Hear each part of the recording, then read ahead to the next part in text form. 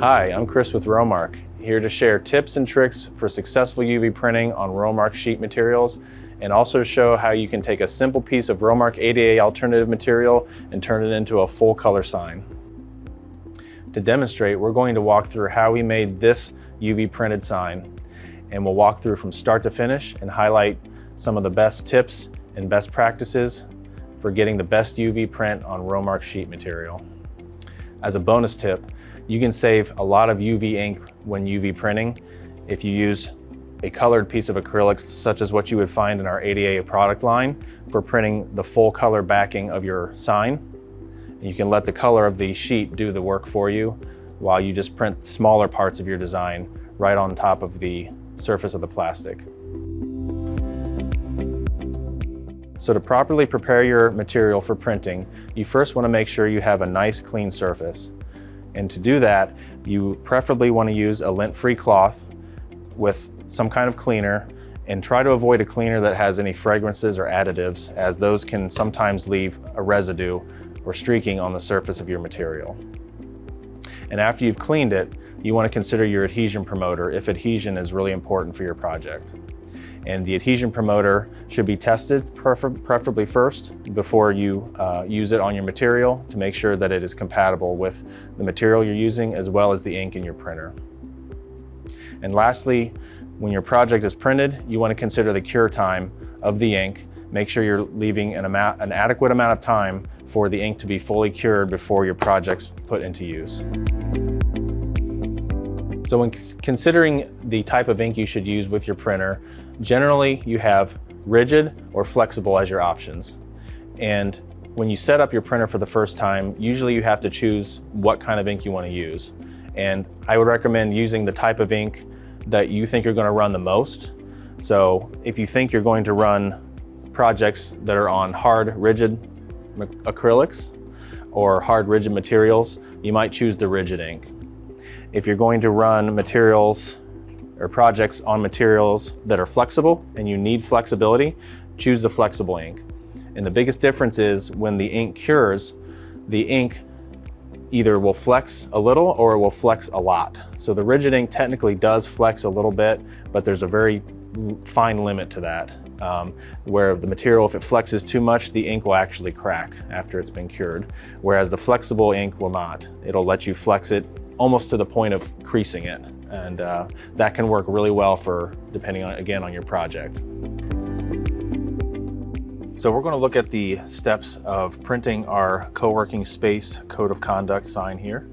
And as you can see, the sign has multiple things going on in terms of different types of printing. We have some front printing, we have some white only printing, and we have some reverse printing or back printing. So depending on what we want to do with our project, sometimes that means breaking each step of the project down into its own print file, which is kind of what we did here. And on the screen, you can see we have 6 different files. And our first one here is just our print lines. And this is really important, and it's actually kind of a nice, convenient tool to use to kind of create sort of a running template for putting blanks on the print bed or anything like that. So that's kind of what we're doing here. And what we're going to do is just print just this red line on our on a scrap piece of paper, which is what we're going to use to protect our print bed. And as far as the settings for our line goes, we're going to just do a single layer of color, as you can see here on the top right of the screen. And we don't need anything nice looking, we just need to see where the line is. And you know, time is of the essence, of course, when it comes to production. So we're going to set it to the lowest print quality possible, which is our 720 by 360 DPI 2-pass setting here. And that job is ready to go. Now we'll move on to our second job, which is going to be our back printing or our reverse printing. And we have our graphic here, and our graphic was designed with a full bleed white backing print behind the color. So that's kind of what we see here on the screen. But again, we got to set our settings up for this print job to work properly. And so what we're going to do with this file selected, we're going to go to our number and order of layering option here. we're going to go down to our double layer setting, and we're going to choose our color and then white setting here. So you see where it says double layer color with a little arrow pointing to white. So that means it's going to do 2 passes of the print head, and the first layer is going to be our color, which we want to go down first on the plastic, and then the second layer is going to be our white flood that's going to go over top of our color layer. And when we select that, our job now is broken out into a couple layers again on the left here.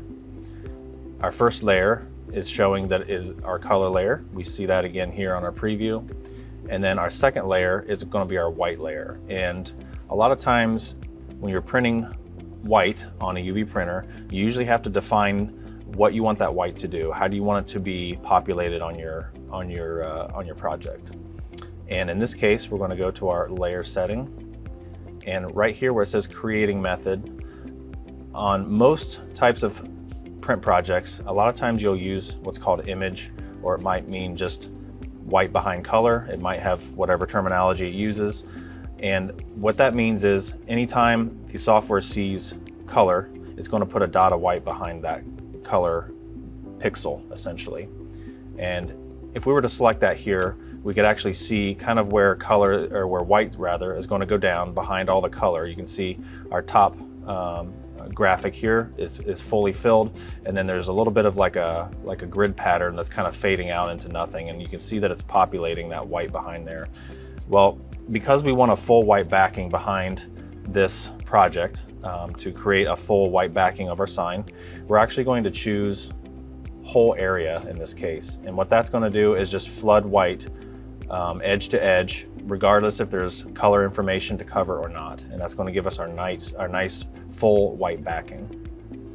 All right, so we have that layer set up and ready to go, except I do need to go back in here and define what quality I wanted it to do. So we're going to select this little bit higher quality setting, 1440 by 720, 16 pass. So that's going to slow our print time down just a little bit, but in turn, it's going to give us some brighter colors, some more bold, vivid colors, and it's going to allow our white to fill in just a little bit thicker and a little bit brighter. Our next section is going to be one layer of the front of the sign, and this is where our information is going to be printed. And because we want sort of kind of a two-layered effect going on with this sign, we kind of want to have the letters in the information in this case kind of almost look like it's appearing to float on top of that fading grid pattern that we have on the background of our print, or of our sign rather. And because we have all black text, all black graphics here, we really don't necessarily need to print white behind our color in this case, because black usually does a pretty good job of rendering itself as a true black without the need of white behind it. That's not always the case, but in this case with this particular project, we're okay with that. So with this graphic selected, we're going to stick with our single layer color option here, but then under our quality option, unlike our lines that we did earlier, we're going to select a larger, or not larger, rather a higher print quality resolution here. So we're going to go with the 1440 by 720 DPI, the 16 pass version here. And that is now ready to go as well. Now we'll move to our next print on the front of our sign, and that is our title of the sign, basically our co-working space code of conduct title here. And because this graphic is going over top of another color graphic that's printed on the back side of this sign, we're going to give it white backing for this, so that we get our green coloring, so it looks nice and full and opaque, and it's not translucent or anything like that, or interfering with any other colors behind it. So with this selected, we're going to go up to our number and order of layering setting again. We'll go down to our double layer, and this time we're going to choose double layer white and then color. You see it says white first and then color second. So we'll select that. Again, our job is broken out into layers again. Excuse me. Again, our project is broken out into layers again. And under print quality, we'll check that again. We're going to bump that up to a slightly higher resolution like we did before. We're going to go with our 1440 by 720 16 pass setting here. And before we move on, we do want to check and see what that white layer is doing real quick. So in this case, we're selecting the first layer. We'll go down to our layer settings here. And in this case, we are choosing image. And again, image will allow white to go down behind any color information that it finds, which in this case is just our text. Another point we want to cover here is many times when you put white behind a color, a lot of times you want to make sure that the color and the edges of the color graphic look nice and crisp without any interference of maybe the white layer kind of sticking out one side or the other. So before we move on, we're going to check our adjustment area here and specifically the enlargement amount. And this software breaks it down in terms of pixels, and what we're doing is we're actually going to reduce the edges or the size of the white layering by about 2 pixels. So we brought it down to -2 pixels here, and what that's going to do again is bring in the edges of the white layering equally on all sides, so that it kind of forces the color layer to kind of go past the white edge just a little bit, and we should hopefully eliminate any issues with any white hairpin edges from the white layer. All right, that is good, and we are good with that setting in this part of the project. Now that we have majority of our sign set up, we do want to add a little bit of an effect here to kind of make our sign pop a little bit, give it something a little bit special. So what I want to do is I want to make the words Code of Conduct have a glossy layer over top of just those letters and nothing else. So that kind of helps make it pop, it's kind of eye-catching, grabs your attention a little bit. So I have the Code of Conduct text isolated here into its own file, and we're going to go up to our settings here again, and we're going to do a single layer, except we're going to select single layer varnish only, and we want it to be glossy. This printer allows us to do glossy or matte finish varnish, and in this case we want it to do glossy. So we'll select that.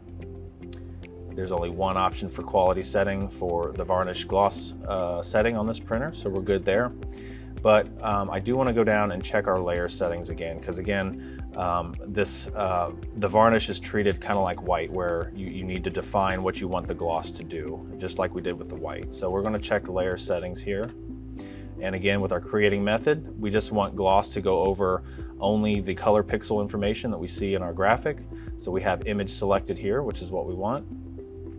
And we want the gloss to kind of just lay directly on top of the letters. We don't want it to bleed past, and we don't want it to be reduced or shrunk inside within the thickness of the letters. So with our gloss setting here, we're not going to change anything with the enlargement amount. We're going to leave it at 0, so it puts gloss exactly where we want it and not out any further or inside any further than we intend it to be. So those are good there. And this graphic is ready to go. And we'll move on to our last step. Now the last step of the sign here is we want to print our big checkmark graphic here on the side, and we want this to print just white only. And so to do that, we have our graphic isolated here, just the graphic by itself. Right now it just appears to be black, and we're going to select and tell the software that we want that to print white only. And so to do that, we're going to go to our number and order of layering again, and under single layer, we're going to now select white only, single layer white only.